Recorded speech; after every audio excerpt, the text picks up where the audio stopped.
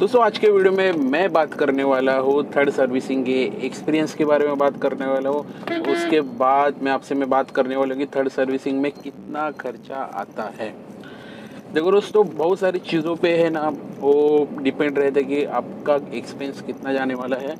Plus गाड़ी के condition के ऊपर भी रहता है। अगर कार का जो पार्ट है अगर ख़राब हो गया है तो आपको ऑब्वियसली वो चेंज करना ही पड़ेगा। बट मैं आपको यहाँ पे कुछ बेसिक चीज़ें हैं वो एक्सपेंस के बारे में आपको मैं बताने लगी, इतना आपको मिनिमम खर्चा आ सकता है। उसके ऊपर अगर आप जो भी पार्ट चेंज करना चाहोगे तो जो जितना भी सारा जो खर्चा रहेगा वो प्लस होते जाएगा। पहले हम लोग अच्छी सी जगह देखते हैं कि कहाँ पे अच्छी सी जगह मिल रही है। उसके बाद है आगे जाके सारी चीज़ें हैं, स्टेप बाय स्टेप हम लोग डिस्कस करते हैं। यहाँ पे देखते हैं कि कौन सी जगह है वो मिलती है। यहाँ पे हम लोग छाँव में है गाड़ी खड़े रखते हैं।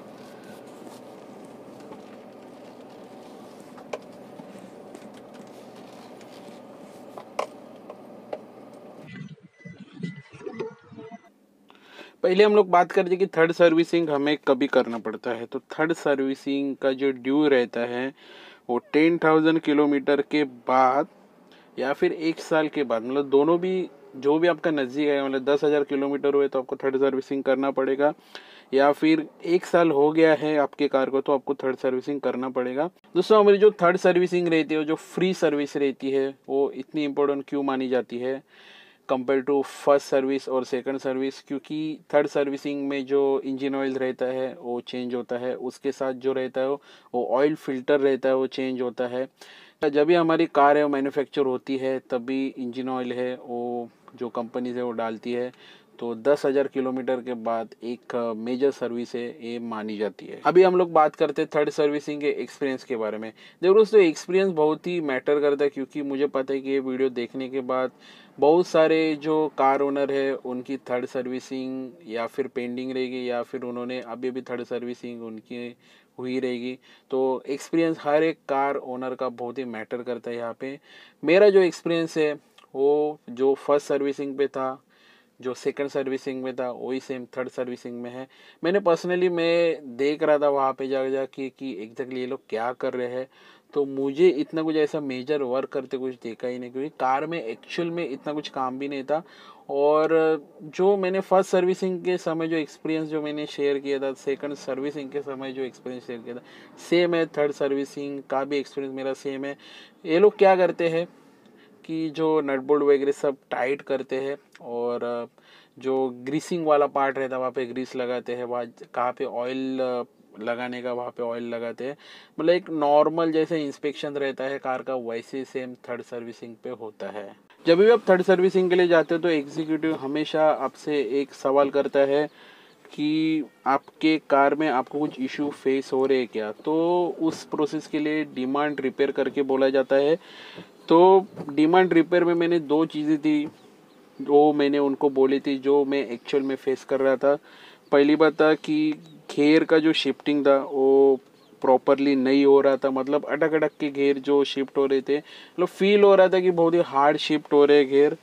तो उन्होंने वो घेर का जो क्लच सेटिंग रहता है वो उन्होंने उसके ऊपर काम किया था, उन्होंने देखा कि वो प्रॉपरली है क्या।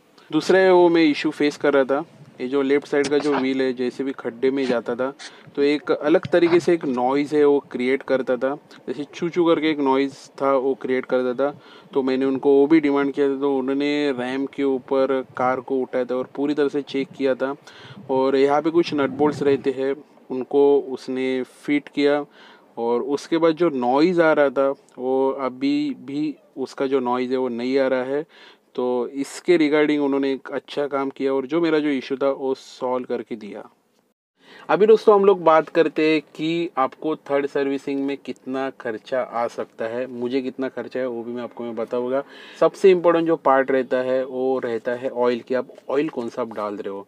वहाँ पे जब भी आप थर्ड सर्विसिंग पे जाओगे तो वहाँ पे आपको बोला जाएगा कि यहाँ पे हम लोग के पास 3 जो ऑयल है, जैसे कि आप नॉर्मल भी ऑयल डाल सकते हो, आप बाद में जो सेमी सिंथेटिक ऑयल है वो आप डाल सकते हो, या फिर आप फुल्ली सिंथेटिक ऑयल है आप डाल सकते हो। थर्ड सर्विसिंग का जो खर्चा है वो नॉर्मल ही है। अगर आप नॉर्मल ऑयल डालते हो तो आपका जो खर्चा हो 1,500 के अंदर हो जाएगा, सिर्फ ऑयल का और ऑयल फिल्टर का। अगर आप सेमी सिंथेटिक ऑयल डालते हो तो आपका जो खर्चा हो 2,000-2,200 के बीच में चला जाता है।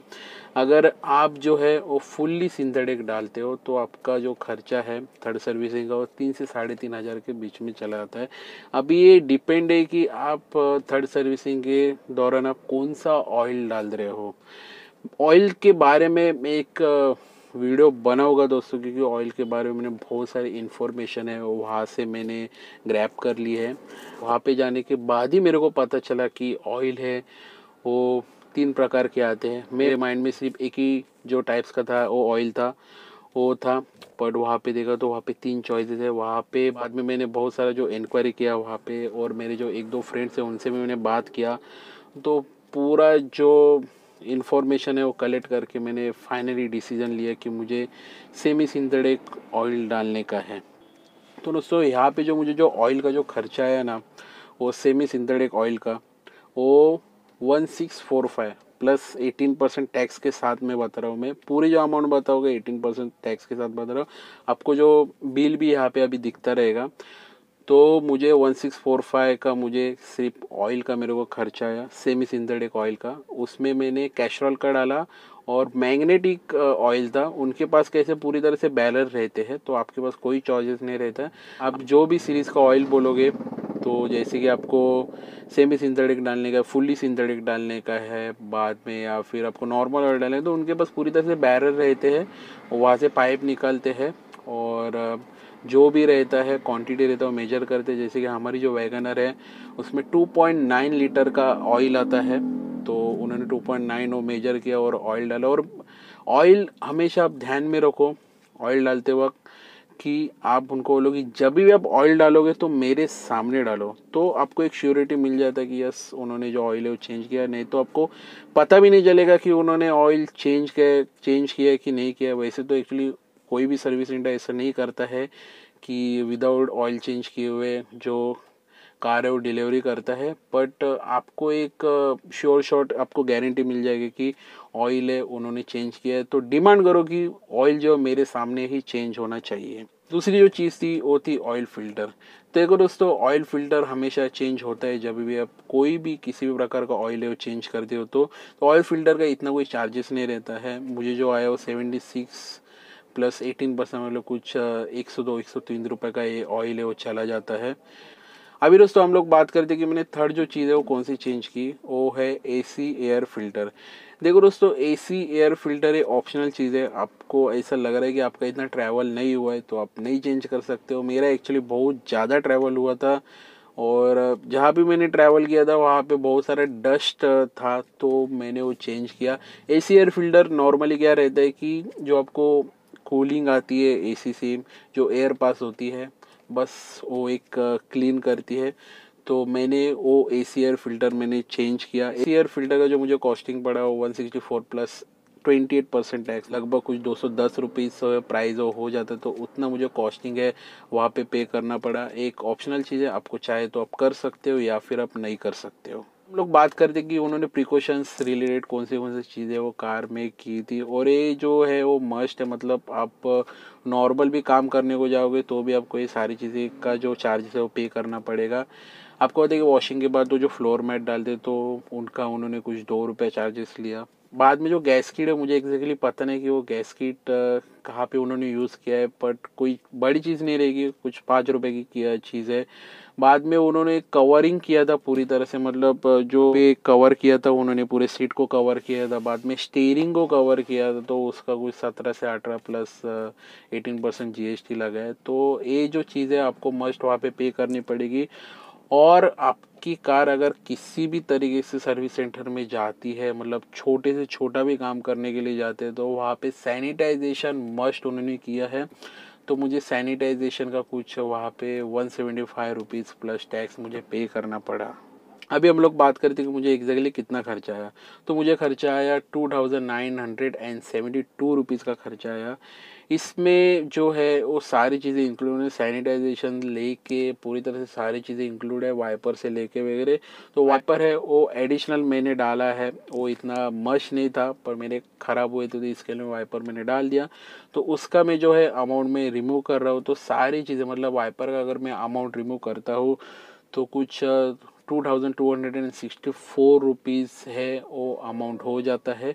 तो मैंने आपको पहले ही बोला था कि अगर आप थर्ड सर्विसिंग के लिए जा रहे हो तो 2000 से लेके 2200 तक खर्चा हो सकता है अगर आप सेमी सिंथेटिक ऑयल डालते हो तो। और दोस्तों बस यही था इस वीडियो में कि मैंने पूरी तरह से चीज़ें जो बायोफॉर्गेट करके बताई, जैसे कि मेरा एक्सपीरियंस पता है, बाद में मैंने कौन सा जो पार्ट है उसको रिपेयर करने के लिए डिमांड किया था। बाद में दोस्तों मैंने अमाउंट का मैंने आपको ब्रेकअप भी बताया कि मुझे ऑयल का कितना खर्चा आया, बाद में ऑयल फिल्टर का कितना खर्चा आया, बाद में मैंने क्या क्या मैंने चेंजेस किया। तो सारी चीज़ें मैंने आपको इस वीडियो में बताई। तो दोस्तों अभी इस वीडियो को यहाँ पे मैं एंड करने को जा रहा हूँ। मैं आशा करता हूँ आपको ये वीडियो अच्छा लगा रहेगा, हेल्पफुल लगा रहेगा। अगर आप इस चैनल पर नहीं हो तो प्लीज़ इस चैनल को सब्सक्राइब करो, नोटिफिकेशन का जो बेल आइकन रहता है वो उसे आप अपडेट करो, क्योंकि ऐसे में नए नए वीडियोस डालते रहता हूँ इस चैनल पे। तो अभी दोस्तों इस वीडियो को यहाँ पे मैं एंड कर रहा हूँ। तो दोस्तों take care everyone and bye.